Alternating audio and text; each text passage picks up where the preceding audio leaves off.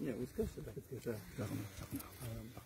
Дорогие друзья, мы сегодня собрались в Государственной комиссии по делимитации, демаркации государственных границ между Республикой Таджикистан и Кыргызской Республикой для того, чтобы решать все возникающие проблемы, споры, которые остались для наших народов, для наших государств от истории. У нас сегодня состоялся очень плодотворный разговор, инициированный главами наших государств. То, что произошла трагедия на приграничных районах, она никогда не должна повториться. Потому что на этом участке живут наши народы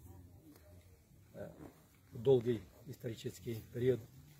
Народы очень дружны, они особую какую-нибудь претензию между собой не имеют. Мы должны, политики, решать на правовых основ все вопросы и дать возможность нашим народам жить в традиционном мире и дружбе. Сегодня, когда мы обсудили вопрос, достигнуты принципиальные согласия на решение вопросов в интересах обеспечения мира и стабильности на киргизской, таджикской земле. Я думаю, я убежден, что мы это делать можем, что мы будем в скорейшем времени решать все проблемы, и наши народы будут жить, как всегда, в дружбе, взаимопонимании, и будет обеспечена полная стабильность. Спасибо. Уважаемые журналисты, сегодня мы, уважаемый Самим Саттаровичем, в составе государственной делегации по делимитации и демаркации встретились в Баткене и приняли протокол, состоящий из 4 пунктов, которые как бы в интересах двух стран.